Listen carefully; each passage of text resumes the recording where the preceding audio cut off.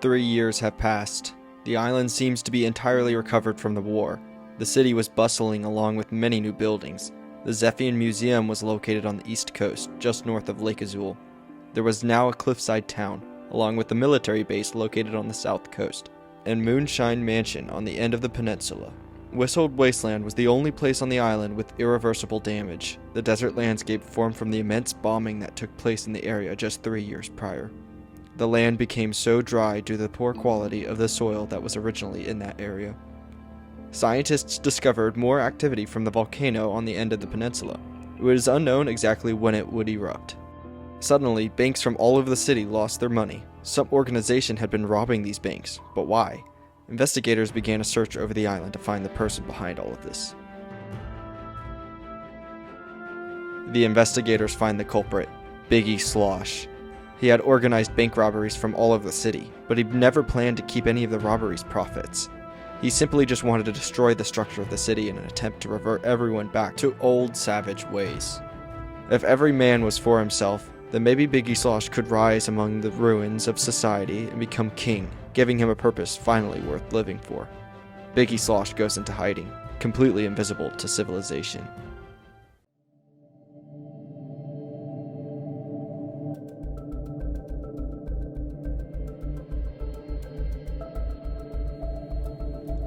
A new military base was constructed in the East Grasslands, hopefully aiding in the search of Biggie Slosh. Along with this new base, other smaller bases were constructed in the West Grasslands. Boats were sent to sail around to survey the island. The hunt for Biggie Slosh was more than just to serve justice. It was for the very safety of the island. Biggie Slosh was immensely rich and powerful, and with his broken mental state, he could be up to anything. The island was in danger, leaving people restless at times from the fear that Biggie Slosh could attack at any moment. The only other things that change on the island are the new building next to the Moonshine Mansion and the southern cliffside town becoming abandoned and cleaned up. Suddenly, after nearly a month of searching, Biggie Slosh is spotted inside the city. The sighting was reported instantly. Biggie Slosh has completely lost his mind. He jumps in his car, the Sloshmobile, and bolts away from the cops and military. Biggie Slosh drives through the streets of the city, drifting at every turn. Abruptly, another car drifts right next to him, almost taking him out. Its name was Span-R, standing for Super Preeminent Artificial Non-Organic Robot. The car drives closer and closer to the Sloshmobile. The two cars fly through the city, dodging obstacles and taking sharp turns. They both reach speeds of nearly 210 miles per hour. Span-R finally catches up to the Sloshmobile and rams into the back of it. The Sloshmobile spins out and crashes into a building. Biggie Slosh gets impaled by a loose rod from the building, killing him instantly. Span-R drifts to a stop and gets out of his car, victorious after beating Biggie Slosh. Oddly, something starts blinking and beeping from Biggie Slosh's body. Span-R notices the same beeping sound from his car. He sees a magnetic bomb that must have been attached to the hood of the car when he was chasing the Sloshmobile.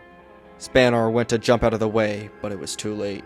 A massive explosion detonates from his car, killing Span-R. Followed by this, numerous explosions can be seen and heard from across the island. While Biggie Slosh was in hiding, he planted bombs across the island to cause the destruction he craved so much. Biggie Slosh died, but died knowing he would be remembered.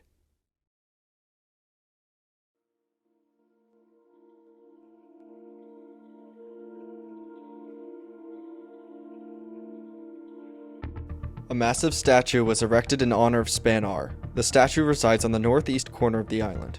The land was covered with damages from Biggie Slosh's explosions, but repairs quickly started to take place. During these repairs, yet another problem was occurring for the people. From all the rapid explosions and repairs the people have gone through, the energy reserves to support it all have been draining closer and closer to empty.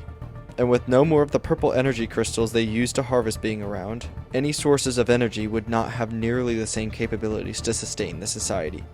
In a last-ditch effort to find a sufficient energy source, the scientists looked beyond what was around them. They found that the moon, Cyanus, had shown significant signs of material energy. The moon had always been called Cyanus from its pale cyan glow in the night sky, though upon closer recent observations, this glow is caused by the ore within the surface of the moon. This ore was called cyanium. Cyanium supposedly would provide extreme amounts of energy, more than anyone could even imagine. The energy that was contained in the ore was so incredibly strong, nobody would ever need to worry about running low on energy ever again. The scientists began Project Cyan. This project would have a spaceship fleet fully constructed and ready for takeoff within the next 2 years. These ships would be designed to carry people to Cyanus to set up a moon base for the mining and harvesting of cyanium. 2 years passed, and Project Cyan was approaching completion. The ships had been ready to launch for some time now, just some finishing details for the project remained. Randomly, the ground violently shakes, growing stronger and stronger before cutting off into silence. A moment passes before the ground below the volcano suddenly explodes. The earth rips apart as it's propelled into the sky from the powerful lava below. The eruption left the entire corner of the island decimated. The sky was smothered with ash and smog. The ground was shattered into pieces. Lava was flowing around every corner. The catastrophic destruction left the planet to be uninhabitable.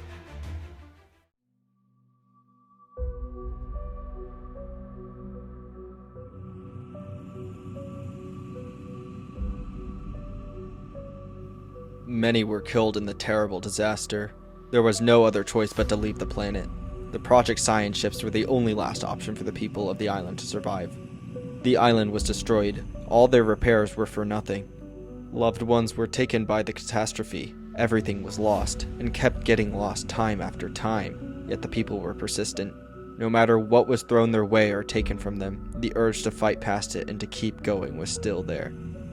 With the few that survived from the catastrophe, they all quickly boarded the ships and evacuated as soon as they could.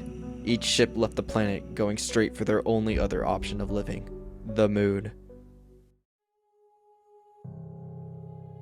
After a long journey through space, they had finally made it to the moon, Cyanus. The ships provided basic fundamentals to get their moon base started. Machines were placed to project these sort of bubbles of energy around the bases to enclose breathable air and protect the people from any harmful radiation from the outside. These fields of energy would be powered by the massive cyanium ore deposit they were located next to. It was time to start over, once again.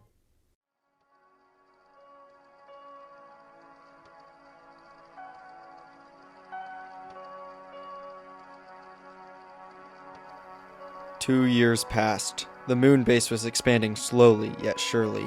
3 locations were developed, all under their own bubble of energy and connected with tunnels. The northern location stores the laboratories for lunar investigations and operations. New developments for technology and research are all made here. The central location stores the residence halls. Everyone that made it to the moon resides within this area. The final bubble is the southern location, where all mining operations are held. This mining site is 80% revolved around cyanium excavation, but even with all the major growth happening, the morale of the people was still low. Many left homeless, waiting for homes to be constructed, creating a dilemma between prioritizing residential growth or research and developments. Though the people have a new home now, they all still hope that one day the ash-filled skies of Zephyr will part and welcome the return of Zephians once again. Being on the moon caused a considerably slower expansion than on a planet, but with time, the homeless became housed, hungry became fed, and the hopeless became hopeful.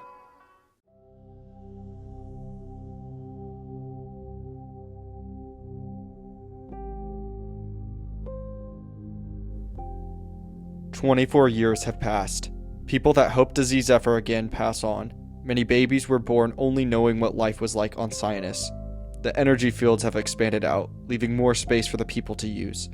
The residential space, the largest energy field there is now, provides a comfortable living space for all residents. The new laboratory that is located where the old residency was has been equipped with much more technology to further advance the research for the people. This allowed for the Zephians to discover a way that could solve any overpopulation that was bound to occur sometime in the near future. This solution was terraforming. The scientists were able to fertilize and convert the moon soil with a new substance, thus creating dirt sustainable for life. Grass began to grow in patches they tested within the residential sector.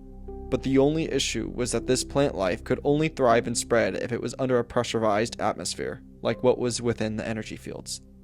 In order to expand the people's territory on Cyanus, there was no other choice but to create the largest energy field they will ever make to surround the colony on the moon. This energy field will spread far around the colony, projecting a massive field of energy to surround the area below to create a sustainable atmosphere for the terraforming process. The construction for the massive energy field begins, sending robots powered by cyanium to follow through with the construction.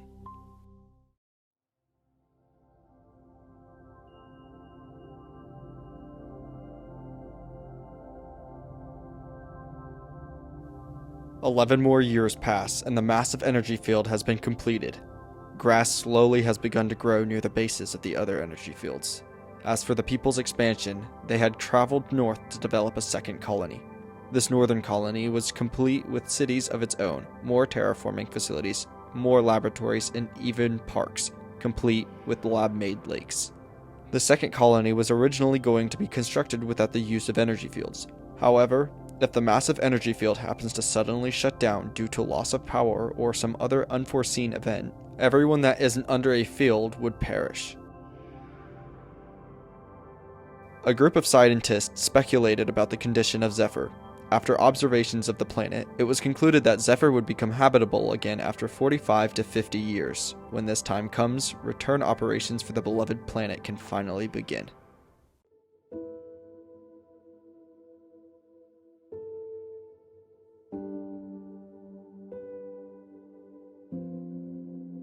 "34 years pass for the Zephians. Huge advancements and progress has been made in this time. The grass has spread farther than ever, and the southern colony is larger than it's ever been.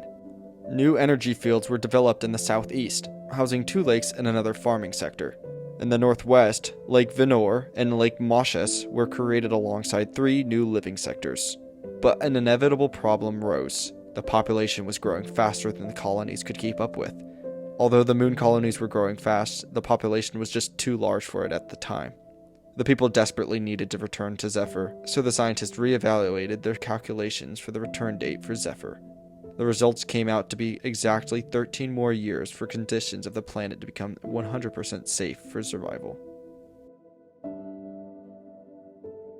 The solution for the rising numbers of the population: cryogenic freezing. If cryogenic freezing chambers are constructed, half the people can wait on the moon colonies for the terraforming to finish, while the other half returns to recolonize Zephyr when it becomes habitable again.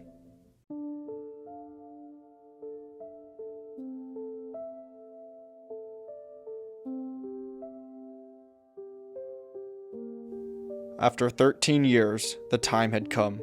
The planet Zephyr was in condition to return back to.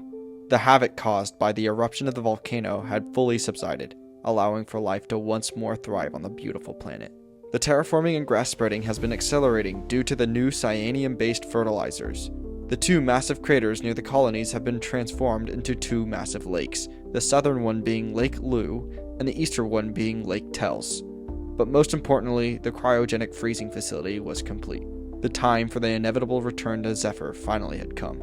A massive space shuttle was constructed to transport the current 65% of the population that was returning to the planet. The remaining 35% would stay on Cyanus and be preserved within the cryogenic freezing facility.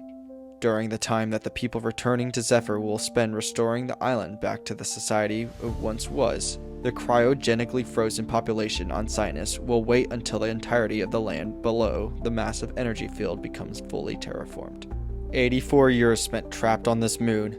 84 years have passed since the great devastation happened on Zephyr. The time spent on the moon for the people was long and growth was slow at times, but the people kept pushing on for this moment.